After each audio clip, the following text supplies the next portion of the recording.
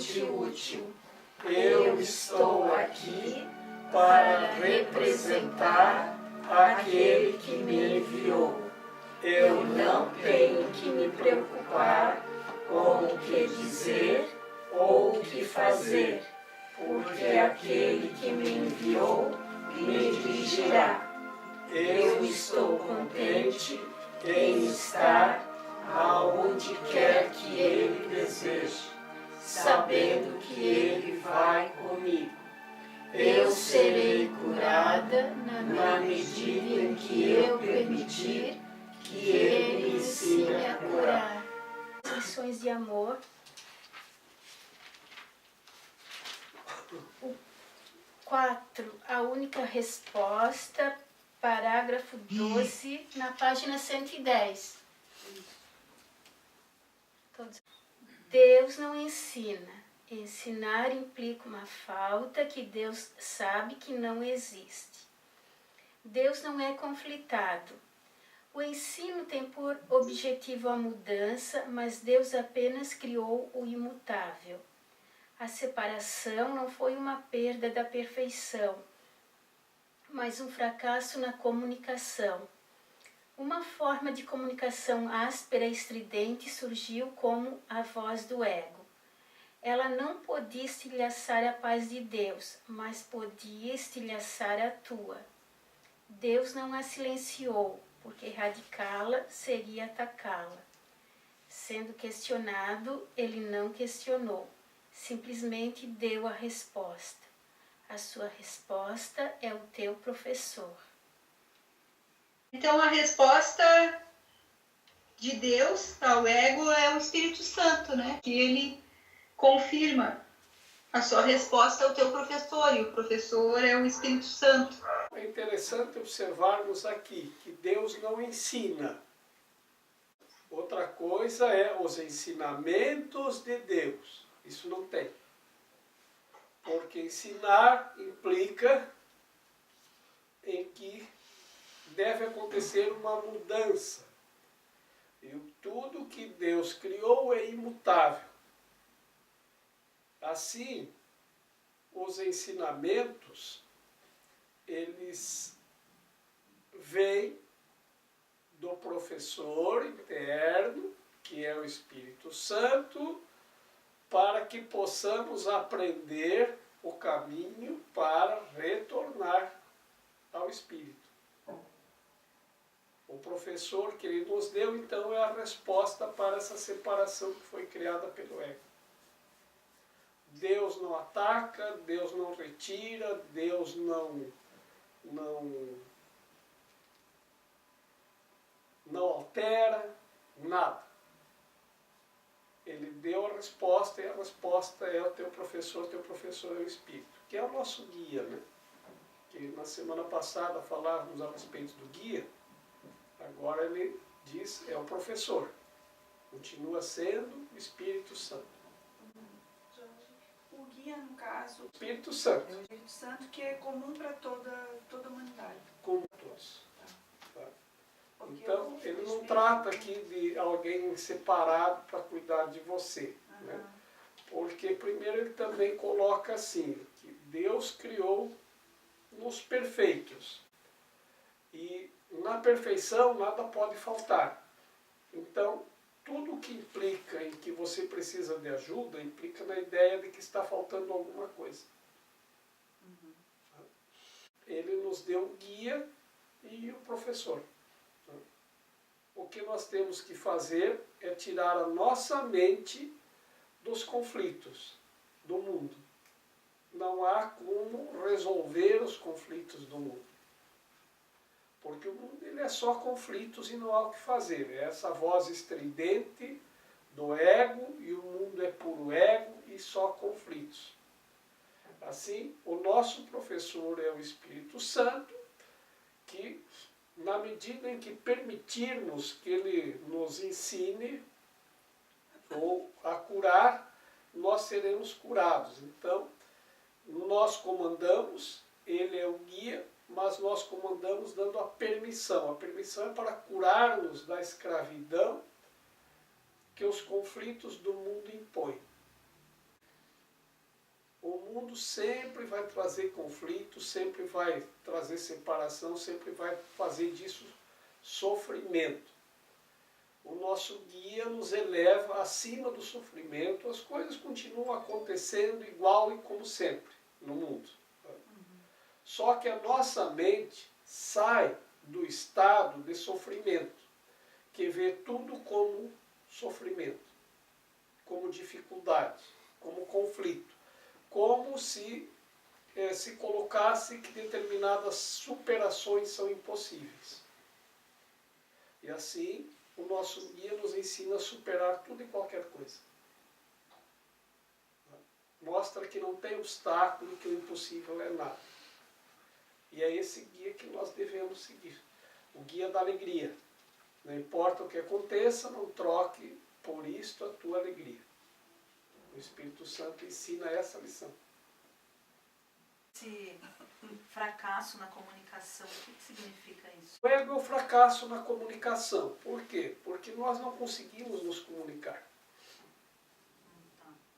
Porque nós criamos símbolos para a comunicação, e desses símbolos são as letras que formam as palavras que nós usamos para nos comunicar. Na verdade, isso serve mais para defender e atacar do que para comunicar. Essas palavras que nós usamos, elas são conflitantes. E isso que mostra o fracasso na comunicação. Se nós conseguíssemos comunicar com perfeição, não tinha conflito, não tinha guerra, não tinha mal-entendido. As pessoas, elas percebem de acordo com como pensam. Os olhos físicos veem só o que a mente quer ver. E os ouvidos ouvem o que querem ouvir.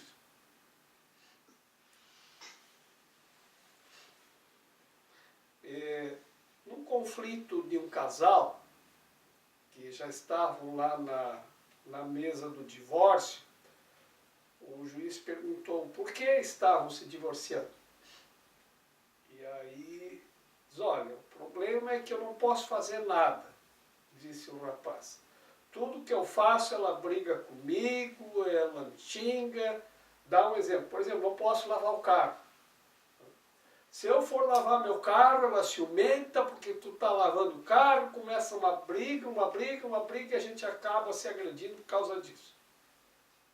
E aí perguntaram para a moça, qual é o problema? Eu disse, não, o problema é que ele fica jogando água para dentro de casa. É quando ele ia lavar o carro. Então eles não conseguiam se entender, não conseguiam comunicar. E isso acontece entre as pessoas, entre os casais, entre pais e filhos, entre relacionamentos, e acontece no mundo inteiro.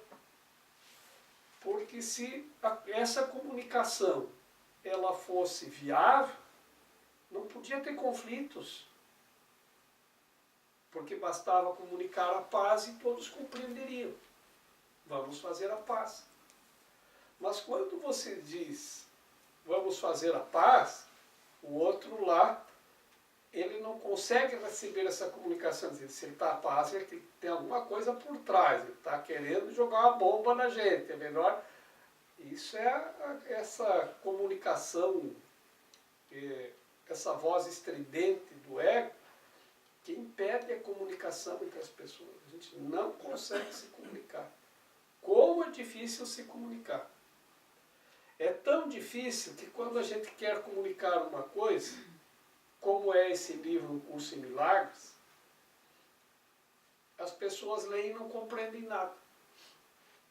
Quantas pessoas dizem, olha, diariamente eu escuto pessoas dizerem, mas eu já li esse livro todo, não entendi nada. Isso é, cada dia eu escuto isso uma vez, ou duas, de pessoas dizendo isso. E eu convido elas para participarem das nossas reuniões, porque aqui a gente tenta interpretar essa forma de comunicação para trazer para a nossa assimilação, para o nosso entendimento. Então o ego é o fracasso na comunicação. Como ele disse, a separação é o fracasso na comunicação. Porque nós não conseguimos mais nos comunicar com o Espírito nem com Deus. E nem entre nós mesmos.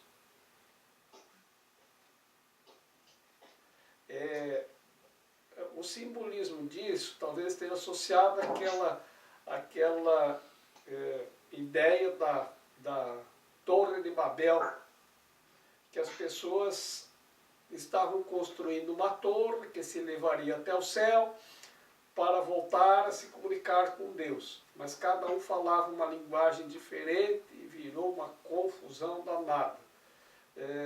Alguns dizem que daí vem os idiomas diferentes, mas não precisa falar idioma diferente para não se entender. Basta você ligar a TV Senado para você ver que ninguém entende nada. Não tem comunicação. Tem confusão, tem conflito de interesse, conflito de palavras, brigas, encrencas. Não há comunicação.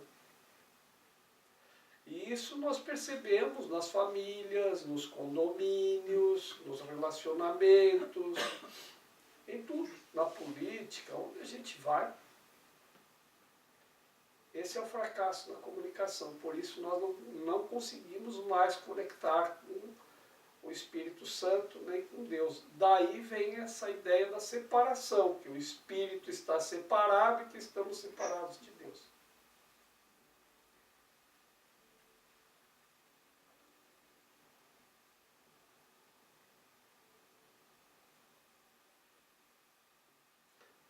Todo ano, os países mais ricos do mundo se reúnem lá, os 7, o bicho de 7 cabeças, né? Se reúnem lá para tentar juntar essas 7 cabeças para fazer uma comunicação, não consegue. Assinam tratados, desassinam, concordam, no ano que vem discordam, não conseguem ter uma comunicação entre eles. Um diz que tem aquecimento solar, o outro diz que não tem.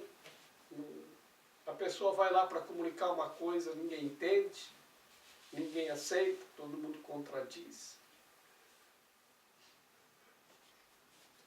Talvez tenha que se falar mais alto para ser ouvido. Talvez com o estrondo de uma bomba, né? Eles acham que daí as pessoas vão ouvir porque é os meios de comunicação que estamos utilizando. A gente comunica a destruição daquilo que contraria a nossa vontade. E essa guerra está lá fora no mundo porque está aqui dentro em nós mesmos, que é o nosso ego. Porque aquilo que contraria a nossa vontade a gente quer destruir. Porque não aceitamos a contrariedade. Tudo que nos contraria, nós queremos impedir e destruir. Os egípcios, eles esculpiam imagens nas paredes. Que formavam na parede uma sequência de imagens. E essa sequência você lia as imagens e interpretava a mensagem que as imagens queriam nos ensinar. O que eles queriam transmitir naquela sequência de imagens. Já ouvi dizer que uma imagem vale mais que 1000 palavras. E foi a primeira forma de escrita, foram essas imagens em sequência, que formaram os desenhos, né? Lá eles chamam os cartouches e depois em inglês se chama cartoons. Nós entendemos como cartões, que tinham aqueles cartões que tinham uma imagem. Né? Então você juntava vários cartões em sequência com imagens e aquilo trazia, cada cartão, cada imagem trazia uma mensagem. E a ideia é que a palavra é mais difícil de ser interpretada do que a imagem. Porque você pode fazer um jogo de palavras e formar uma frase, mas a dificuldade para interpretar ela é muito grande. Então a imagem, que é a origem anterior à palavra, deveria ser mais fácil de ser interpretada. Mas nós achamos que não. Então, não importa a forma de comunicação que nós usamos, ela sempre é difícil. E essa é a dificuldade que nós temos para entender o que está escrito nesse livro. Porque é uma comunicação, eu considero, nunca vi um livro tão bem escrito como esse. Não encontro nesse livro um desperdício de palavras. Não tem uma palavra ali desnecessária. Não tem uma palavra que não faça sentido. E não tem um conjunto de palavras que não traga, que não comunique um aprendizado, que não traga luz na mente. E é tão difícil de compreender. E assim são todos os chamados livros sagrados. As pessoas estudam a vida inteira o Bhagavad Gita, que é o livro dos hindus. O Alcorão, que é do Islã, eles estudam a vida inteira. A Bíblia, as pessoas ficam estudando. Tem gente que decora a Bíblia, mas não entende o que está escrito. Fala, mas não sabe o que está falando. E tenta comunicar aquilo, mas não consegue entender ou assimilar o que lá está escrito. Por isso a importância de estudar os livros sagrados, porque nós precisamos restaurar a forma de comunicação original. E esse livro, ele é uma espiral ascensional, né, que nos auxilia a resgatar essa forma de comunicação original. Ele vai nos levando pouco a pouco para um retorno ao sistema original de comunicação. Porque o ego é essa voz estridente que grita, que diz palavras, que mostra imagens, mas não consegue comunicar nada. Tudo que vem do ego, desta forma, não serve para nada, só para aumentar o conflito. As lições do Espírito Santo. Primeiro parágrafo. Como qualquer bom professor, o Espírito Santo conhece mais do que tu agora, mas só ensina para fazer com que sejas igual a ele. Já havias ensinado errado a ti mesmo, tendo acreditado no que não era verdadeiro. Não acreditaste na tua própria perfeição. Iria Deus ensinar-te que tinhas feito uma mente dividida, quando Ele só conhece a tua mente íntegra? O que Deus sabe é que seus canais de comunicação não estão abertos para Ele, de modo que Ele não pode transmitir a sua alegria e saber que suas crianças são totalmente alegres. A doação da sua alegria é um processo em andamento, não no tempo, mas na eternidade. A extensão de Deus para fora, embora não a sua plenitude, é bloqueada quando a filiação não se comunica com Ele como um só.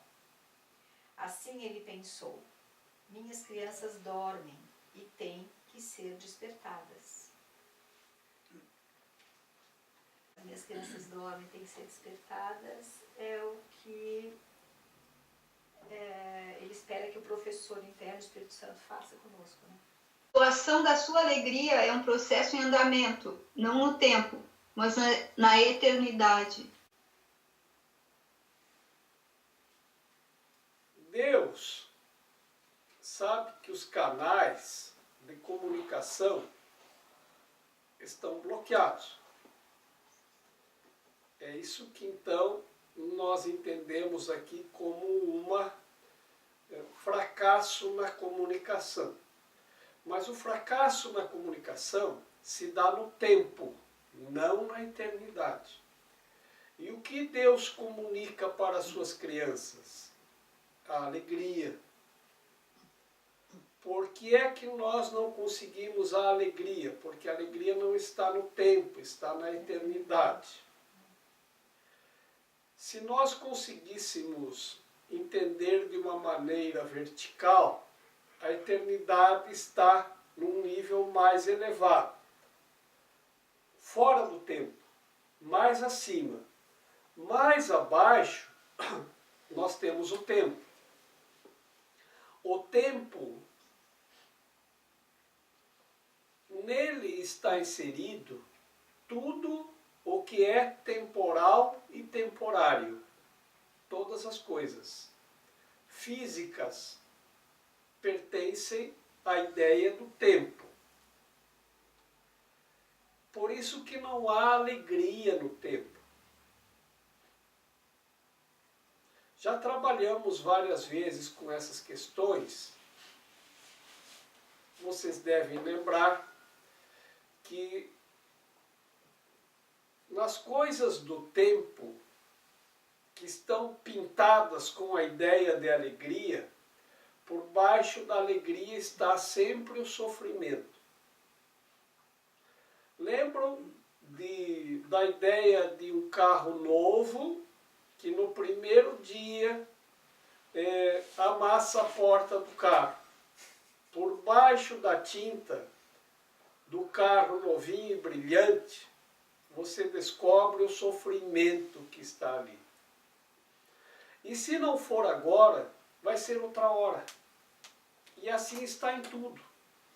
O corpo físico que nós temos guarda o sofrimento e não a alegria. Porque assim que começarmos,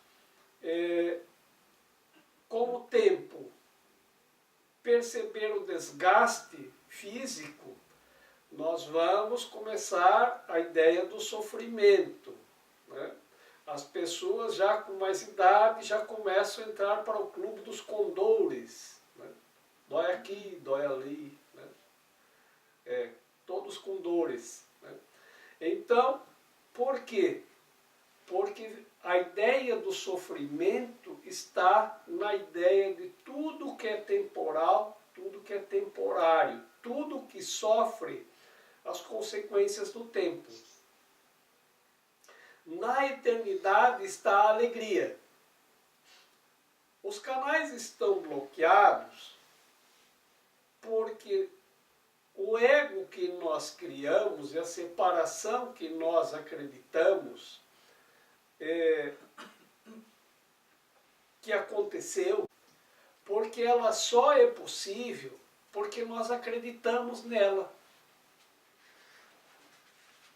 Então, esta separação, ela nos deixa perante Deus como se estivéssemos adormecidos. Basta nós despertarmos deste sono profundo para nos darmos conta da alegria. Mas enquanto estamos dormindo, nós acreditamos que aquele sonho é real. E porque acreditamos nesse sonho, nessa ideia da separação, que é o sonho, onde as vozes são estridentes e a comunicação não existe, o fracasso da comunicação é da nossa comunicação com Deus. Porque estando nós outros dormindo, não conseguimos receber a alegria que vem de Deus, porque no nosso sonho vivemos no tempo. E no tempo tudo está sujeito aos temporais e às tempestades da temporalidade. E nisto está o sofrimento. A alegria está mais acima, na eternidade, está no despertar. Como seria esse despertar no tempo? é estar no mundo sem pertencer ao mundo. Porque quando abrimos esse canal de comunicação com Deus, passamos a receber a alegria, a felicidade e a paz. E as coisas que estão no mundo deixam de nos abalar. Por quê? Porque a compreensão da eternidade, ela nos dá a compreensão perfeita do tempo também. Porque quando você sabe que o carro, ele é útil no tempo, mas ele não pode ser confundido com a alegria, você não pode imaginar que alguma coisa sujeita ao tempo possa lhe trazer a alegria. Porque não tem alegria nessas coisas. Em nada que está no mundo você vai encontrar alegria. Enquanto estivermos acreditando que qualquer coisa que seja possa nos dar alegria, contentamento, felicidade e paz, estamos equivocados. Porque tudo que está no tempo não pode conter alegria. Porque a alegria, ela é para sempre. Então, se a alegria é um segundo e passou, então não é alegria. Agora, nós podemos, eventualmente, nos comunicar com o Espírito Santo, que o Espírito Santo é o Espírito da alegria, porque ele medeia a comunicação da alegria de Deus e a coloca à nossa disposição. Quando a alegria acontece, ela vai estar em você para sempre. Assim, ele diz, o Espírito Santo, ele não vê você como menos. Como bom professor, o ensinamento dele é todo para trazê-lo à equidade, para você alcançar o nível igual ao do Espírito Santo, não para você ser menos. O bom professor é aquele que passa tudo para o seu aprendiz, para torná-lo igual a você, naquilo que ele está ensinando. Essa é a diferença do ensinamento do Espírito e do ensinamento do ego, porque o ego, ele quer tornar-te dependente do ensinamento. Então ele nunca ensina na totalidade, porque quando ele torna igual, acaba a diferença e a superioridade. E isso o ego não aceita, porque ele não consegue compreender a igualdade. O professor, que é o Espírito Santo, ele vai levar todos nós a um estado de igualdade perfeita. Esse é o ensinamento dele. Essa é a função do Espírito Santo, para nos colocar a todos na comunicação direta com a alegria de Deus.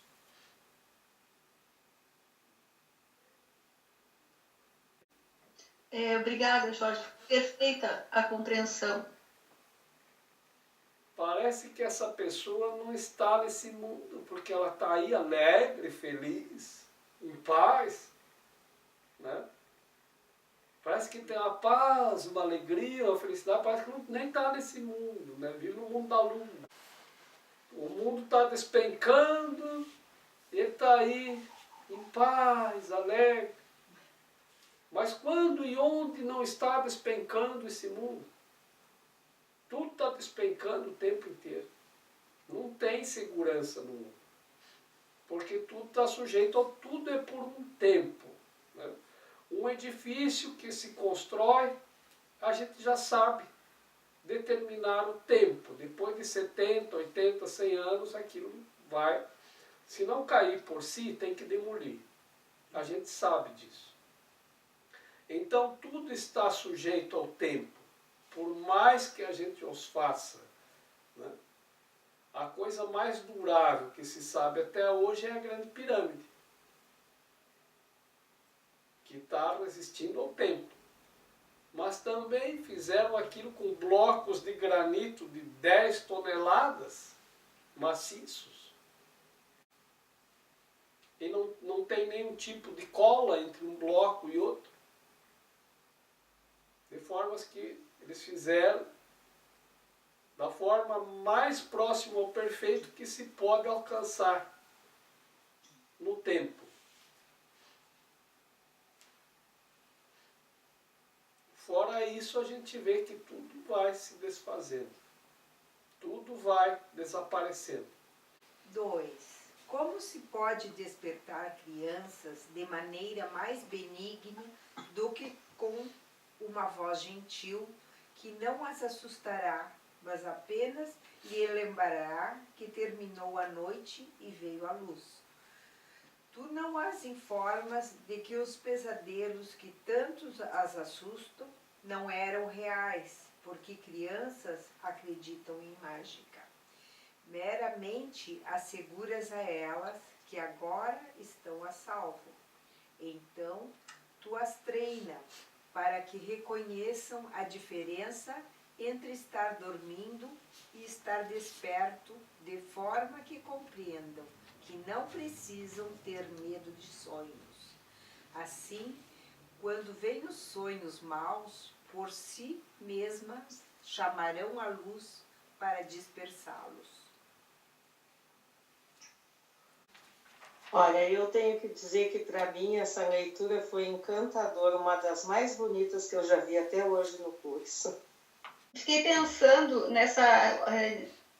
Aqui quando fala, né, como se pode despertar crianças de maneira mais benigna, que com uma voz gentil, que não as assustará. E eu fiquei pensando que de alguma maneira o curso em milagres, os ensinamentos, né, o processo que a gente vive de aprendizagem, de lembrar, né, de nos lembrar ou de nos despertar, eu acho que de uma maneira benigna, né, e através de uma voz gentil que não nos assusta, né, porque a gente vai reinterpretando todas as nossas crenças e as nossas percepções equivocadas, não com medo, né, mas com compreensão.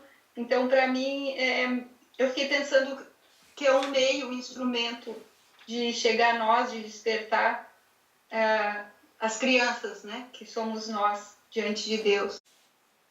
Esse parágrafo, ele explica como funciona esse curso. Esse livro todo é uma forma gentil de despertar as crianças adormecidas. Gentil e suave. Vai treinando pouco a pouco para aceitarmos a ideia da luz.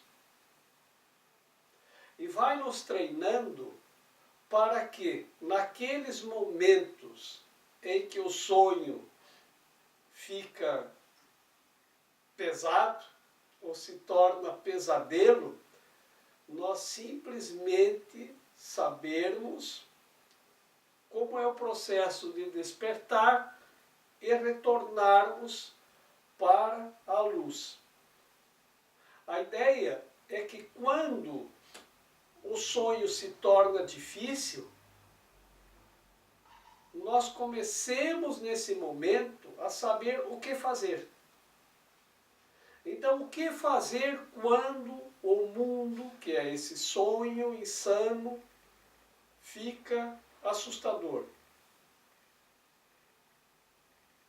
Aí sim, então, nós temos que voltar-nos para essa lembrança da luz. E esse livro, esse curso que estamos fazendo, se nós nos lembrarmos desses aprendizados que estamos tendo, suavemente a gente consegue sair do conflito e voltar para a luz. Vejam, quantas vezes a gente entra no ego? Pelos conflitos do mundo. Que o sonho de que agora tudo vai dar certo, agora tudo está bem, tudo está se encaminhando, e aí recebe um telefonema de uma pessoa dizendo que aconteceu uma... pronto, desmoronou o mundo caiu. Aí nós temos que aprender a cantar como a Maísa cantava, né? O mundo caiu. Quem caiu não fui eu, né? Deixa o mundo cair. Então a gente não pode cair. As coisas estão despencando o tempo todo, mas a gente entra no ego. A gente tenta segurar as coisas para não cair. Quando eu me dou conta, eu digo, não, isso aí é um pesadelo, é o sofrimento, porque todas as coisas do mundo estão cheias de sofrimento. O que eu tenho que fazer? Quer saber? Deixa o mundo cair. Eu vou voltar para o meu despertar. Eu desperto para a mente que já sabe que o mundo é assim mesmo, que o mundo é só conflito, que o mundo é só perda, só dificuldade. E se é assim, se eu sei que é assim, qual o problema?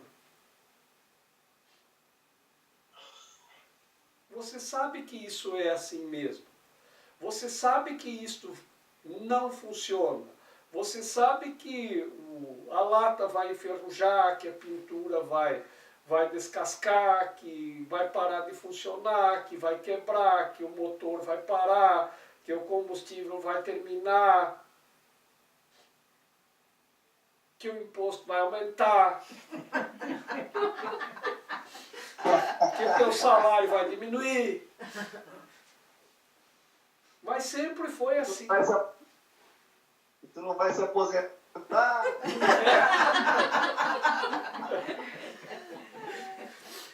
Nada de viagem. Mas essa aposentadoria... Especial. O meu pai não se aposentou, porque não tinha aposentadoria na época dele. Depois é que criaram, ele trabalhou até os últimos dias. Ele faleceu na época com 74 anos. Era a pessoa mais idosa da região lá, para a época. E depois começou a surgir a aposentadoria. Então, a aposentadoria, eu acho que veio de uns 50 anos para cá, talvez, que começou essa coisa de SUS, era INPS, INSS, antes tinha outros nomes lá, que começaram as pessoas então a pagar para receber aposentadoria. Daqui 30 anos começa, daqui 35 anos vai se aposentar. O que aconteceu? Eles durante 35 anos, em regra, recolheram o dinheiro. Quando começa a hora de pagar, não tem. Por quê? Porque isso funcionava assim.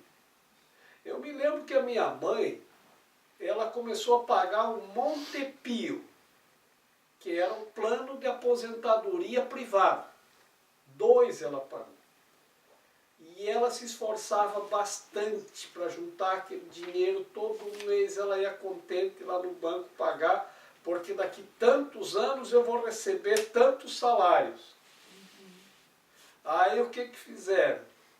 Quando chegou no fim, quando ela foi receber a primeira aposentadoria, vieram centavos. Olha, aquilo foi um golpe muito grande para ela. Já tinham quebrado. Já tinham falido tudo, não tinham mais nada. Por quê? Porque com aquele dinheiro eles fizeram a aposentadoria deles. Né? Então, todos os sistemas do mundo são assim. Tá? Todos os sistemas do mundo são assim. Esses seguros que a gente paga, esse seguro de doença, ele funciona dessa maneira. Você é muito bem-vindo enquanto não está doente. Quando começa a ficar doente, eles não querem mais saber de você. Porque aquilo não é feito para assegurar o teu bem-estar. É feito para assegurar o bem-estar de quem inventou aquilo. É sempre assim. Então, a gente já sabe que é assim. Então, por que a gente ainda sofre com isso? Todos os sistemas do mundo são do ego. O ego, ele não faz nada para dar alguma coisa para você, ele só faz para tirar. Você já sabe que é assim. Então, por que isso ainda me faz sofrer? Então, quando eu entro nesse pesadelo, eu tenho que despertar. E o que é o despertar? Despertar é você dizer, bom, eu sempre soube que era assim, e não é isso que vai me fazer sofrer agora. Então você acha uma solução para sair do sofrimento, mas não tente mudar o mundo, você não vai conseguir. Porque o mundo é do ego, onde tudo é temporário e temporal. Você não vai conseguir fazer nada aqui que dure para sempre, não adianta. Você pode tentar o quanto quiser, você não vai conseguir construir aqui o que quer que seja que dure para sempre. Não tem. Tudo se deteriora. Não importa o que você faça, tudo se deteriora com o tempo. A única coisa que é eterna é a eternidade. E a eternidade não tem nada a ver com o tempo. Ela não funciona junto com o tempo. Então, tudo que é do tempo não pode ter alegria. Mas você estando na alegria, você pode circular pelo tempo sem trocar a tua alegria pelas coisas temporárias. É estar no mundo sem pertencer ao mundo. A palavra turista significa aprendiz. A origem da palavra turista vem daquela pessoa que viajava para um lugar aonde ele pudesse adquirir aprendizados. Assim, Platão foi para o Egito para aprender. Mas ele não era do Egito. Ele era aprendiz. Ele foi lá para aprender. Assim também foi Sócrates, também foi Pitágoras. Então essas pessoas são chamadas lá turistas. Daí vem a ideia da palavra turista. A partir daí, toda pessoa que vai de um lugar para o outro começou a dizer, não é daqui, então é turista. Porque nós deveríamos ir para os outros lugares para aprender. No lugar de onde nós somos, nós temos que estar aqui para aprender. E quando vamos para outros lugares, também é para aprender. Então temos que ser turistas. O turista, ele anda pelo mundo, mas ele não pode se envolver com as questões do lugar onde ele está. Então, se eu vou lá para a Índia, eu vou lá para aprender. Eu não posso me envolver com as questões locais. Ah, porque coitadinha da criancinha, porque aqui está tudo sujo, mas ali não tem saneamento básico, mas aqui tem que fazer isso, mas aqui tem que despoluir, mas ali tem que fazer. Acabou o turismo. Tua alegria foi para o beleléu. Tem uma história que me contaram, que tinha um casal, uma família, que todo ano ia para Garopaba e ficava numa pousada. E lá se encontraram com o tempo com outras pessoas que também iam para a mesma pousada todo ano. E aí combinavam já. Olha, estamos indo lá. Então tinha 4 ou 5 famílias que todo final do ano se encontravam e ficavam 30 dias numa pousada em Garopaba.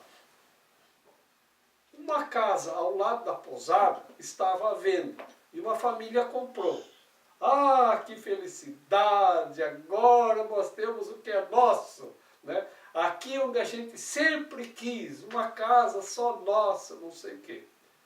No ano seguinte, todos os casais foram para a pousada, menos o que comprou a casa. O que comprou a casa foi para sua casa. Que felicidade, nossa casa própria. Passaram os 30 dias de férias consertando o telhado, arrumando o encanamento, vendo que a fossa estava entupida porque não tinha água, porque a luz não funcionava, reclamando para o prefeito, xingando o sistema. Acabou o turismo. Você se envolveu com as questões locais. Não pode. Não pode. Aí é que está a nossa questão. Nós queremos possuir as coisas temporais. Então, quando você quer possuir, você acha que daí sim você vai usufruir. Bom, você ia lá para a pousada e usufruía, 30 dias de férias. Agora você possui uma casa. Agora você não usufrui mais das férias. Você tem que cuidar da casa. Assim, nós nos prendemos com as coisas temporais. Mas não é que você não possa possuir. Mas você não pode deixar o que você possui possuir você.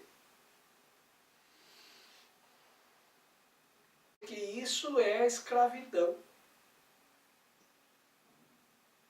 que as coisas do mundo nos impõem. Você pode ter tudo, mas não pode perder a alegria. Você pode ter as coisas, mas não pode pertencer às coisas. Você pode estar no mundo, mas não pode pertencer ao mundo. Quando você abre esses canais de comunicação com Deus, a alegria flui.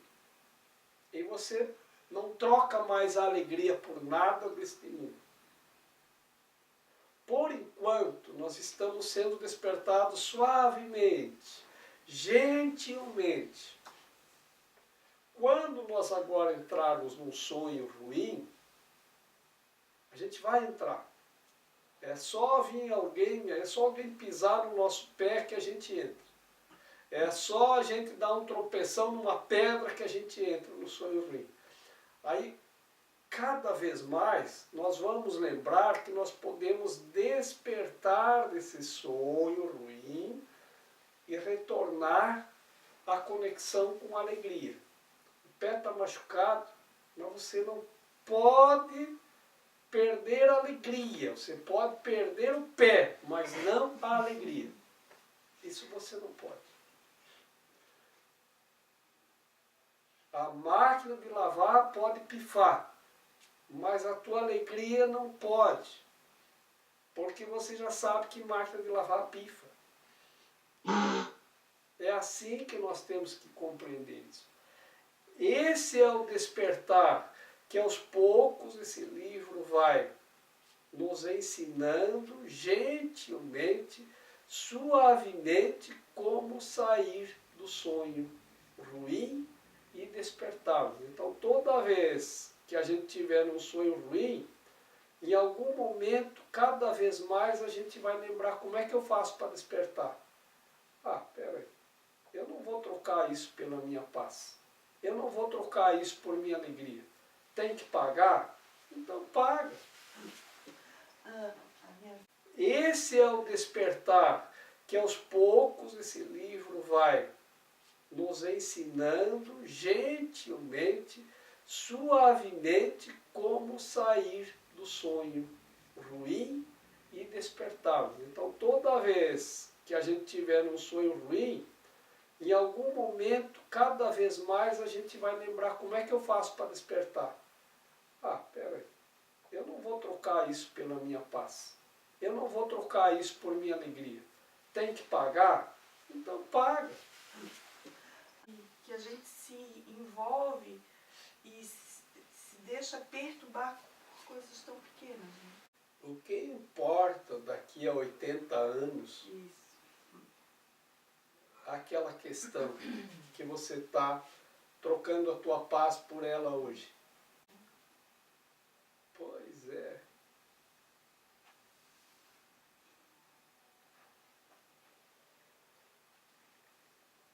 Então, é só no dia seguinte a gente desperta. Então esse é o despertar suave. Baixa a poeira. Só que agora, esse curso ele vai dar esse treinamento para a gente. Por que esperar 30 anos para sair do sofrimento? Por que esperar 30 horas? Por que esperar 30 minutos? 30 minutos de sofrimento são muito desgastantes. Então a gente vai saindo cada vez antes, cada vez antes, cada vez antes. Nós vamos nos dando conta de que isso não precisa ser assim, não precisa sofrer. É assim. Mas isso o livro reinterpreta também. Tá? O do que eu me lembro, que eu posso te antecipar, é assim, que ele diz, eu nunca poderia ter dito isto. Pai, por que me abandonaste? Explica por quê. Então, eu nunca poderia ter tido medo. E ele explica por quê. Porque o medo é aquilo que a gente percebe. Então, quando eu percebo uma coisa com medo, eu sinto medo. Quando eu vejo que uma outra pessoa está sofrendo, eu sinto o sofrimento da outra pessoa. Se a outra pessoa está com medo, porque o medo contamina, o sofrimento contamina, eu também fico sofrendo.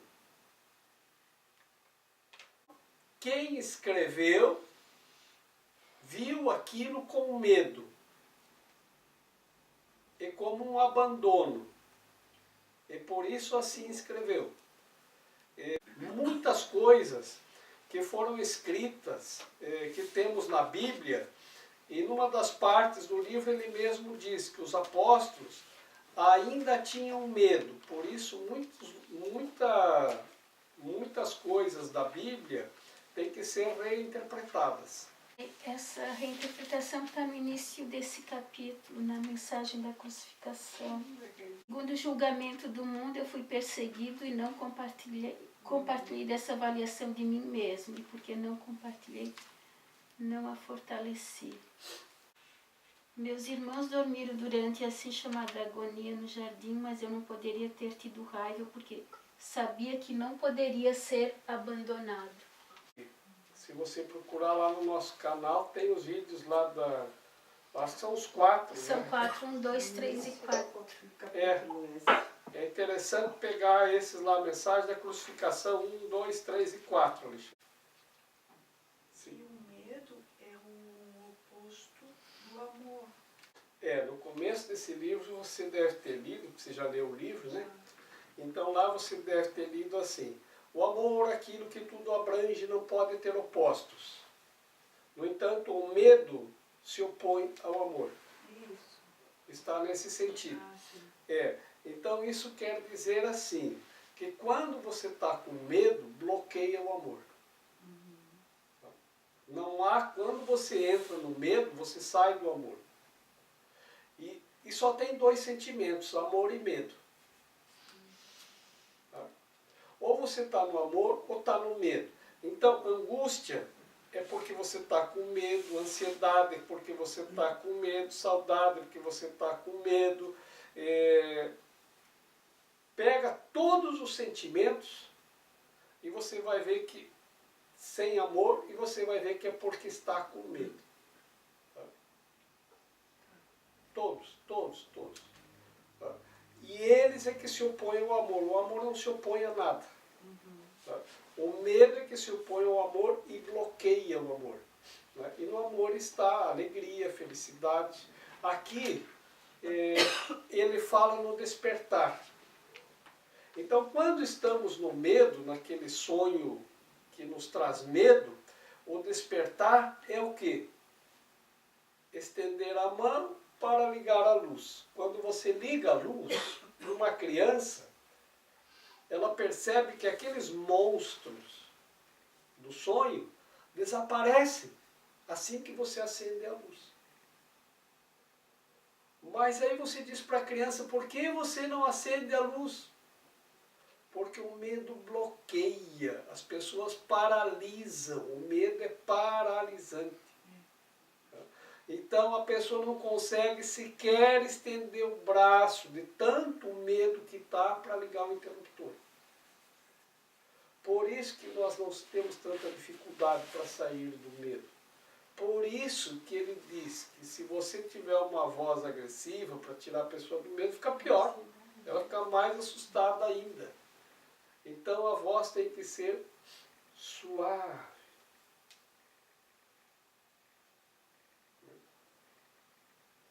E como eu estava dizendo, esse livro ele não tem nem, eu acho que não tem nem uma palavra desperdiçada.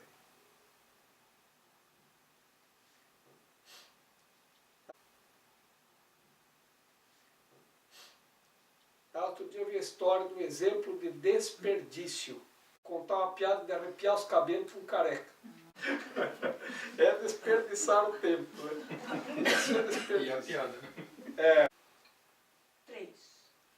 Um professor sábio ensina através da aproximação e não pela abstenção.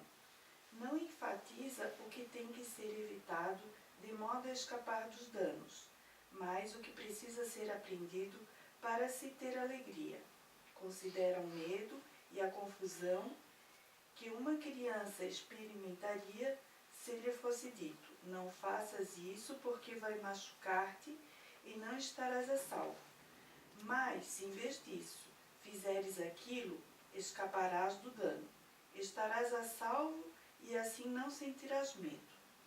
Com certeza é melhor usar só 3 palavras. Faze apenas isso. Essa simples afirmação é perfeitamente clara, facilmente compreendida e muito facilmente lembrada. Ensinar mostrando sempre o lado positivo, né? Descobri que o Espírito Santo é assertivo, né? São poucas palavras, mais direto. Isso faz apenas isto. É de uma sabedoria imensa mesmo. Por quê? Porque as pessoas tentam realmente, muitas vezes, ensinar o que não é para a pessoa aprender, ao invés de ensinar o que é certo. Eu uma vez fui convidado para uma pescaria no Rio Iguaçu. E aí nós fomos, acho que era 5, estávamos em 5, numa tarde, pegamos lá um barco, uma canoa e fomos lá para o meio do rio. E o Rio Iguaçu é bem largo, ali antes das quedas, lá para cima. Ele tem uma largura bem imensa e nós estávamos lá dentro da canoa. Os 5 com anzol na mão, né? No meio da tarde, todo mundo querendo pescar um peixe. Aí estava meu irmão junto conosco, né? E aí eu fui jogar a linha, mas eu não conseguia jogar longe. Espera aí que eu vou te ensinar.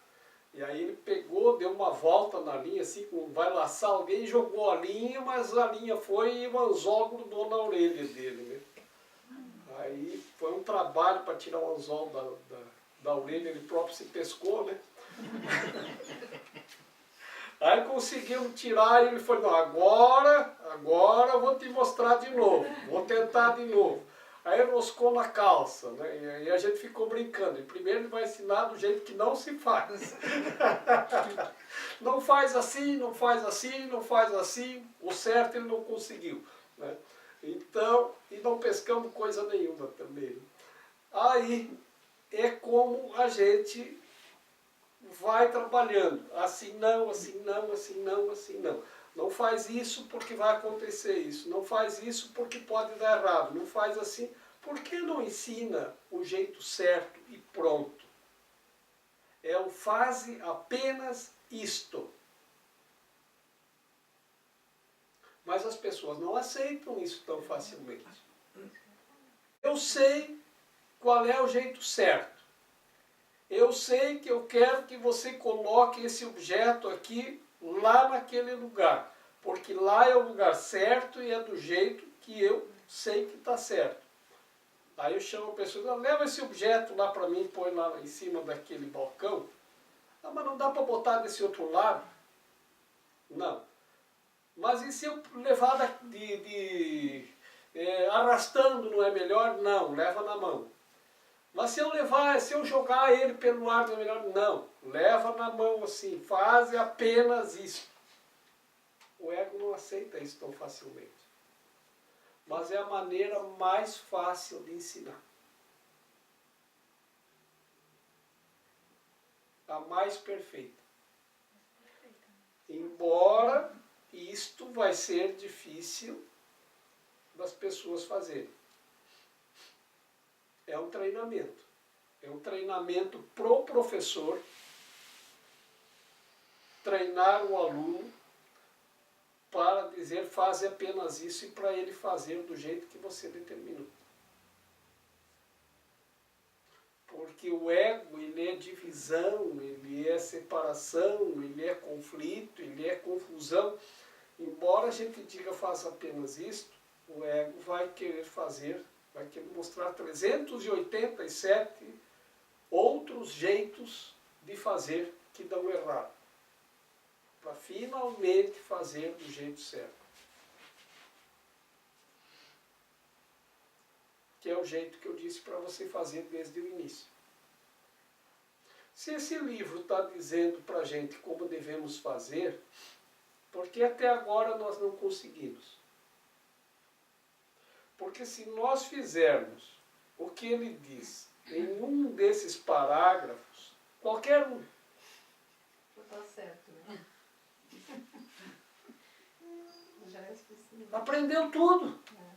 Porque não precisa fazer tudo o que diz nas 1.300 páginas. Basta fazer o que ele diz em um parágrafo, uma vez só. E pronto, você já acertou para sempre. Não, mas tem que ficar repetindo, repetindo, faz assim, faz assim, faz assim, faz assim. Então ele repete realmente, ele repete milhares de vezes, de milhares de formas diferentes, a mesma coisa. Mas é porque há quanto tempo a gente vem fazendo a coisa errada. Então é mais fácil permanecer no erro. É, a gente acha. Tudo que está em movimento tende a ficar em movimento. Até parar na eternidade. A eternidade realmente é a parada. Enquanto está em movimento, fica em movimento. Quando parar, é a eternidade. Mas a humanidade não está evoluindo para melhor. É assim. Não importa em que direção você vá, o mundo é redondo. Você vai passar um monte de vezes pelo mesmo lugar. Não tem saída horizontal. Então, para onde nós estamos evoluindo? O que nós estamos evoluindo? Tecnologicamente? Pode ser. Mas isso não precisava ter essa evolução. Há 2000 anos atrás, não precisava de celular para ir para o céu.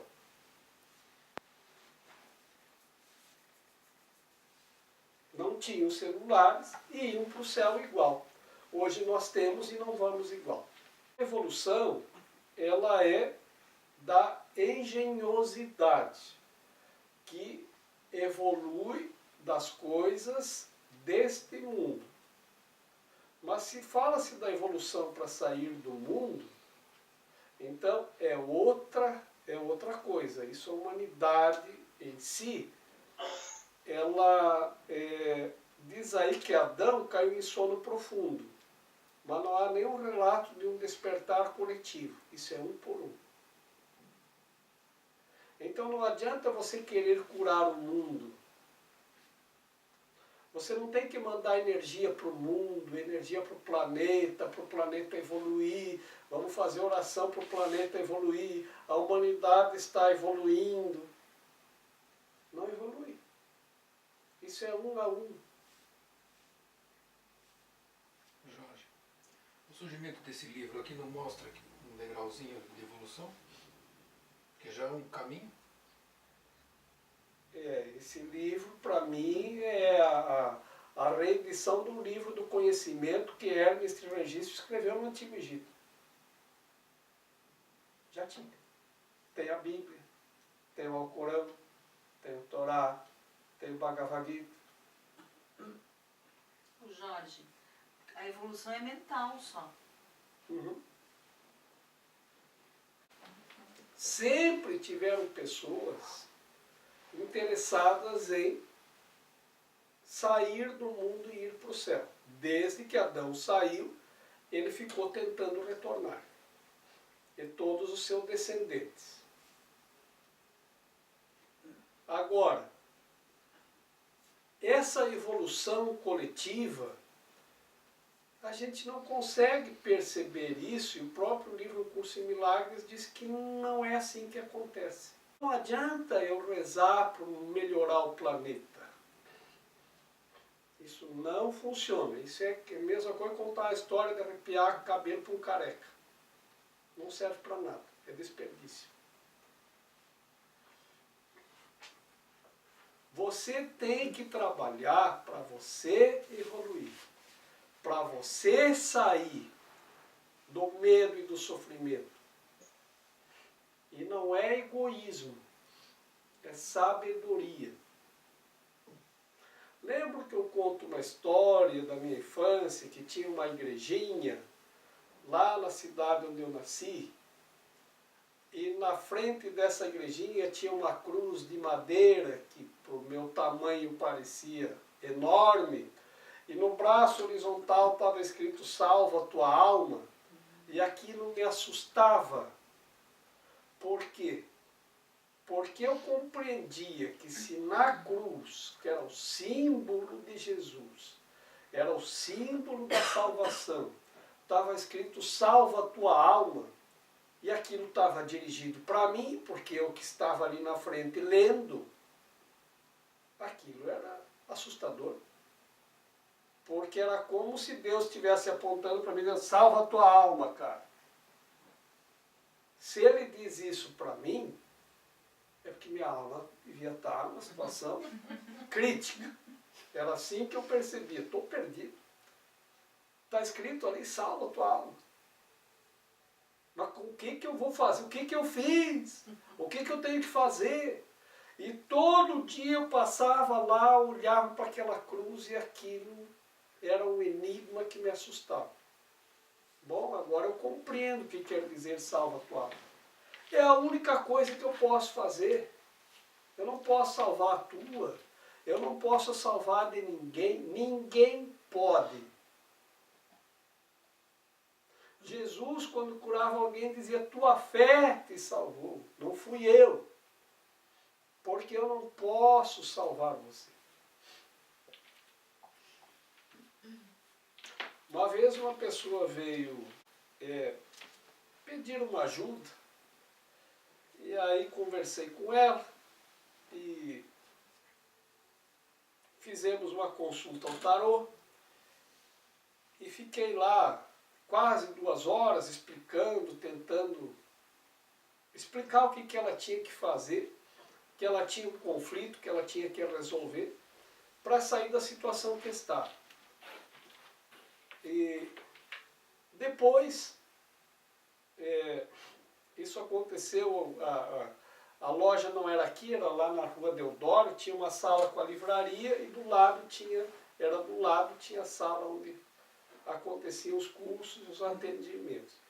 Aí terminamos a consulta, voltamos para a livraria e eu acredito que a Raquel estava ali na livraria sentada e a pessoa ficou por ali, e eu também. E ela dizia, Jorge, faz alguma coisa para mim, me ajuda, cara. Eu dizia, mas eu já fiz. Tudo que eu posso fazer por você é orientar. Isso eu já fiz. Agora é você que tem que fazer. Não tem mais nada que eu possa fazer. Tá. E ela não ia. Aí dali um pouco ela, mas faz alguma coisa por mim. Mas não há nada que eu possa fazer. Eu acho que congelou aqui. Ah, mas faz alguma coisa para mim. Eu não tenho que eu possa fazer. É você que tem que fazer. Eu não posso fazer o que você tem que fazer por você. Por quê? Porque ela tinha que resolver um conflito lá da vida dela. Não posso. É você que tem que ir lá. Ah, mas está muito difícil. E ficou lá. Estava umas 2 horas dizendo, faz alguma coisa por mim. Aí, de repente, está com sede? Ela disse, estou. Então, espera aí que eu vou pegar uma água. E aí, fui lá, peguei um copo d'água, mas eu às vezes sou meio avoado, né, e vim tomando a água dela. Aí quando cheguei, né, desculpa, eu fui pegar água para você e acabei tomando. Deixa que eu vou buscar outra. Aí fui lá, peguei outro copo d'água, sentei na frente dela, e como eu sou meio distraído, tomei a água na frente dela, ela olhando para mim, e eu não me dei conta. Aí, voltei, tomei tua água de novo, né? Me perdoe, vou lá buscar outro copo d'água. Aí, cheguei de novo com outro copo d'água e vim tomando a água. A moça olhou para a Raquel e disse, acho que eu vim no lugar errado. A Raquel disse, por quê? Acho que esse moço não gira bem, né? Ele vai buscar água para mim e toma, vai buscar água para mim e toma. Eu acho que ele não é bem da cabeça. Ela falou isso para Raquel.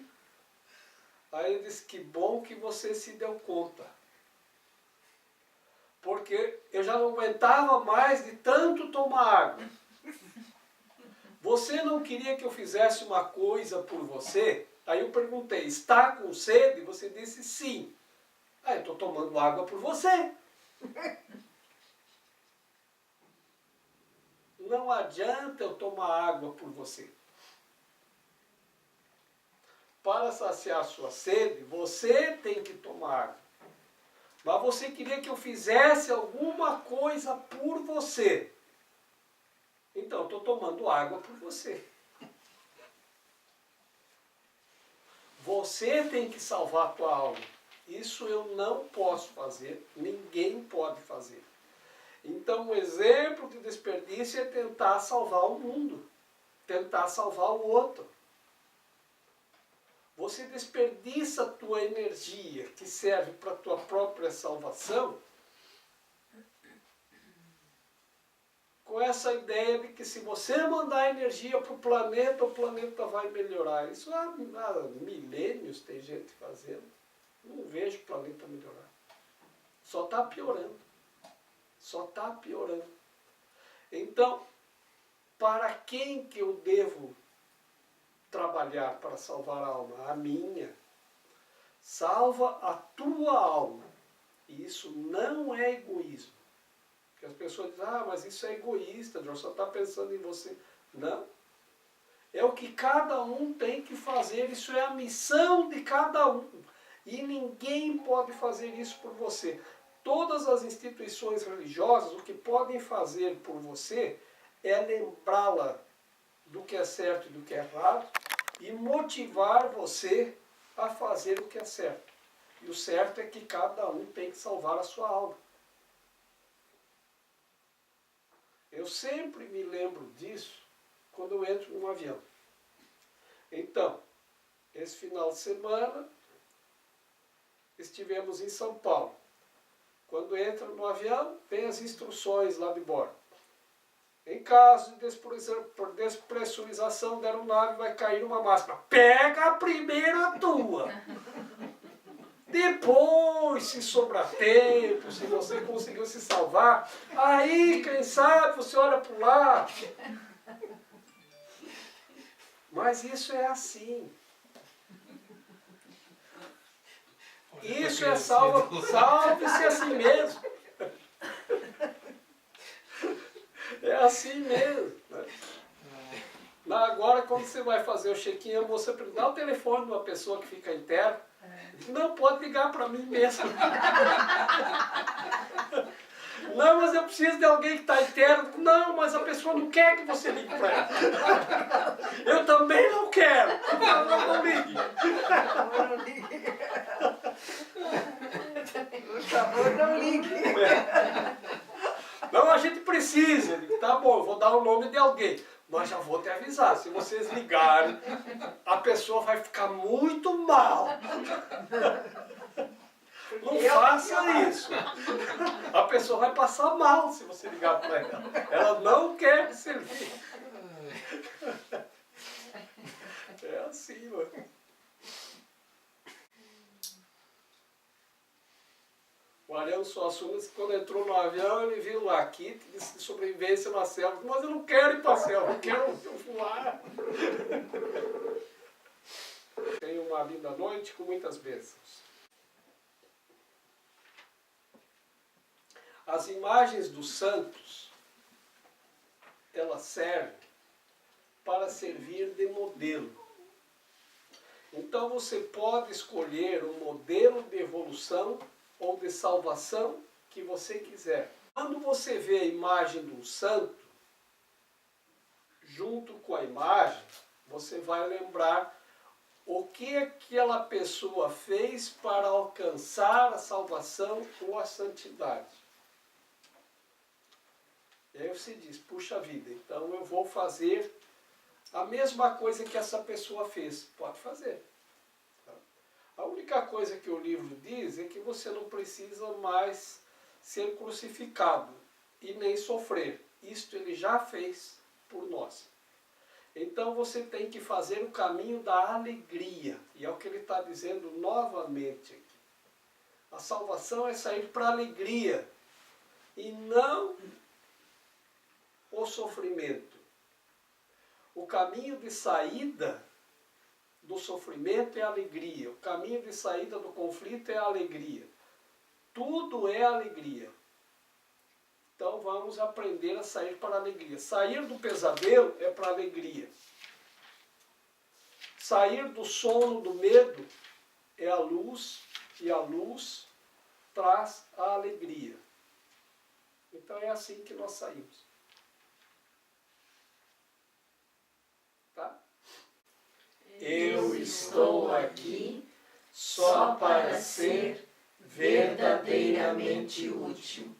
Eu estou aqui para representar aquele que me enviou. Eu não tenho que me preocupar com o que dizer ou o que fazer, porque aquele que me enviou me dirigirá. Eu estou contente em estar aonde quer que Ele deseje, sabendo que Ele vai comigo. Eu serei curada na medida em que eu permitir que Ele me ensine a curar.